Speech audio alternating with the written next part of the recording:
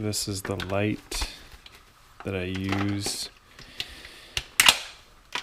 to ride at night, the boosted board, and the Rev as well.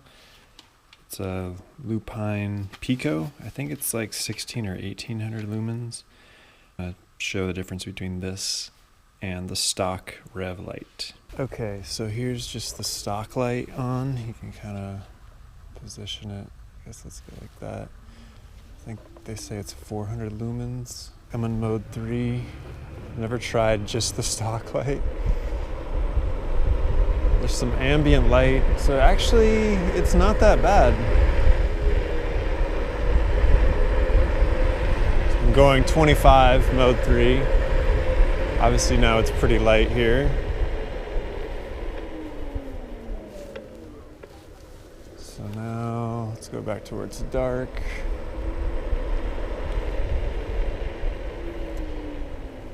So that's the stock light on the boosted. So let me turn that off. Turn this on, it's low, and that's high.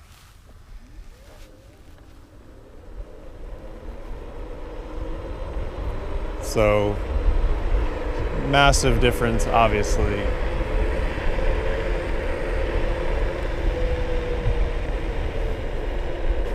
All right, so let's go do a little bit of off-roading on this thing at night. Then I'll talk about the mode 2 test that I did earlier and look at the data from the mode 2 test. So I'm on gravel. This is a little bit bumpier gravel than I tried before. So I'm like full knees being used as shocks at this point. Kind of use my phone.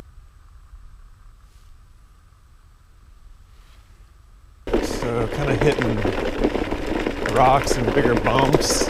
Things still hanging. That was, these aren't small. All right, that's a little bit too bumpy. We go no light. I don't get eaten by a bear. Boosted stock light. Turn that back off. Pico low, Pico high. So yeah, anyway, that's what the lights look like.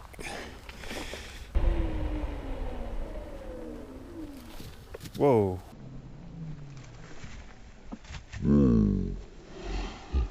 All right, so coming up here is one of the steeper hills that actually has a good run out. So this is the one you can bomb. So let's just hope a deer doesn't run out in front of me while I'm doing that. So I'll let you keep an eye on the speedometer here. Try to tuck. It is a little windy.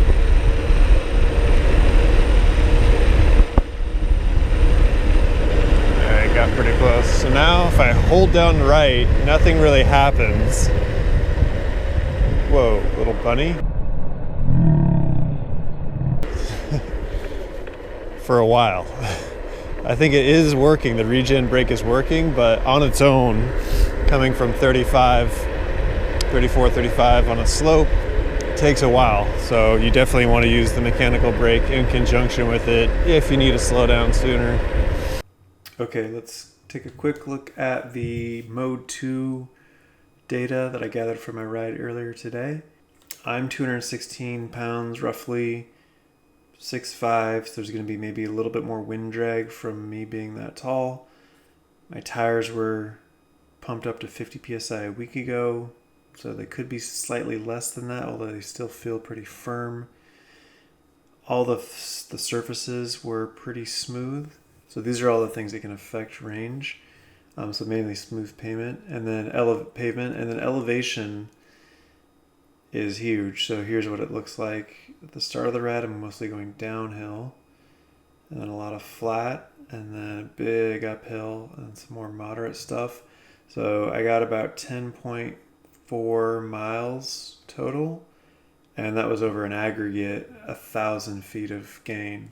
1,000 feet of gain in a ride is probably not going to be typical of any area that's not hilly or mountainous, like Seattle or San Francisco. But if you contrast that with what I got on mode 3, I only got 7.5 miles. So that's 3 more miles, and gain was similar on mode 3. It's about 1,000 feet, just in a hilly area. If you look down here, this is sort of the speed. So you can just see, I don't know if I trust that I was going that fast, like 30, but it was on, I guess, the hilly part. So it's possible, and the boosted speedometer, the rev speedometer just isn't reading that correctly. But GPS speed is also not always accurate. It can spike. Anyway, like the interesting thing here is when it goes down to 0 at these points here. So you see several of those. That just means I stopped and then started, which can also affect range. Overall, I'd say mode 2 definitely feels slower, although it wasn't as bad as I thought. If I really needed to go 10.5 miles, I would consider using mode 2. But yeah, if it wasn't nice out or whatever, I might take my car instead, or an e-bike is probably better suited for that because you can go faster. E-bikes can have increased range depending on which ones you get. I have one that could easily go faster and last longer than the Rev. It's just more of a pain to use. The Rev is super easy. The only other thing I guess I did notice on mode 2 was steep hills. You definitely go a lot slower. There's one steep hill where the difference between mode 3 and mode 2 performance is pretty dramatic, so I'll show you what that looks like. All right, so there's a hill up here that is really steep. I'm on mode 3 now. I'm gonna do it on mode 3 and then mode 2, so you can kind of see how the different modes handle steep hills. So it's gonna be, once I take a right, the GoPro flattens everything, but just know once I take a right onto the concrete sidewalk, it's really steep, maybe 25%. So I'm going 14 mode 3, just straight up this thing. And I'm getting to the crest here. So that's the top. Okay, now we'll do the same hill in mode 2.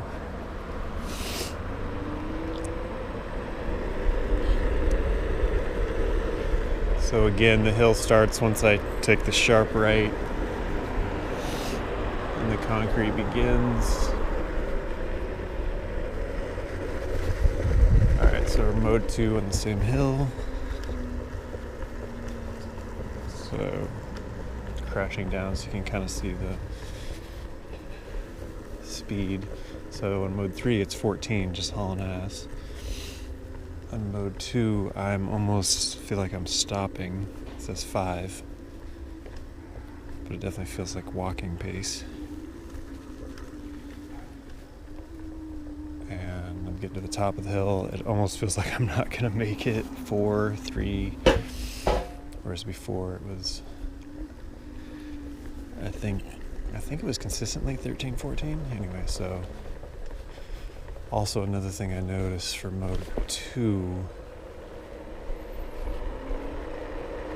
is that even when you're going downhill quickly, it finds a way to keep you at like 19, 20 to throttle you.